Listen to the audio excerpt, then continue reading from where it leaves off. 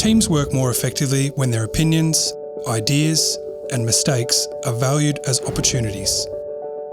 The learning zone model focuses on the interaction between two key states within teams: motivation and accountability, and psychological safety. The first axis on the model is psychological safety, which Harvard researcher Amy Edmonson describes as a shared belief that the team is safe for interpersonal risk-taking.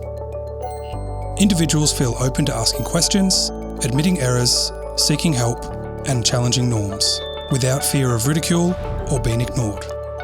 The second axis of this model pertains to the team's level of motivation and accountability towards achieving high team performance.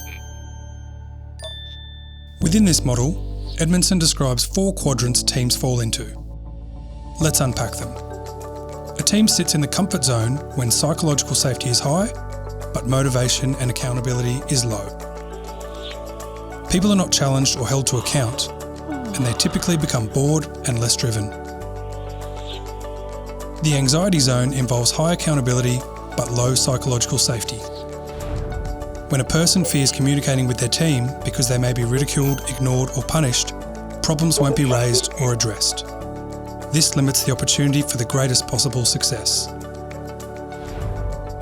Teams sit in the apathy zone when both psychological safety and accountability are low. The team does not feel valued, the team is disengaged, and they don't see any reason to speak up. On the other hand, teams in the learning zone thrive on high psychological safety and high motivation and accountability. In the learning zone, team members can raise important questions, issues and ideas can be discussed, but they are still held to account. They feel valuable and valued. A study by Google identified that teams with higher levels of psychological safety tended to perform better.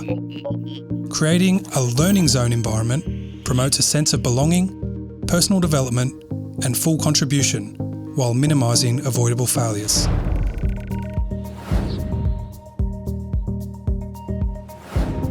Let's explore some practical behaviours suggested by Edmonson to foster a learning zone within a team. Ask questions like, what might you do differently next time? This encourages a learner's mindset and acceptance of setbacks and mistakes.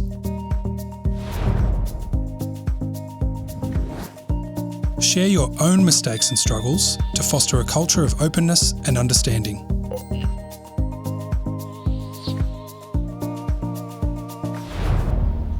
Show the team you are curious.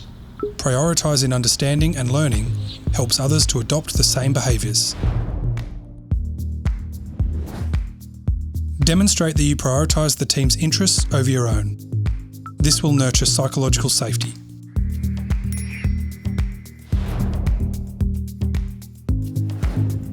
Learn about each person in the team, how they like to work, and how they would like to work with you.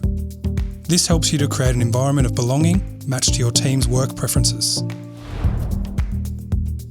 A quick emotional pulse check demonstrates that you care.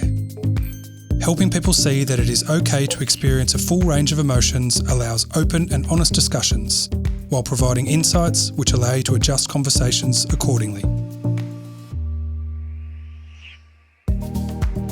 Encourage and enable people to raise opposing points of view. Statements like, "I'd love to hear some different views on this," promote an environment where diverse views can be shared. Phrases like, "Let's give it a go," or "Why don't we build on that idea?" demonstrate that it is a safe place to take risks.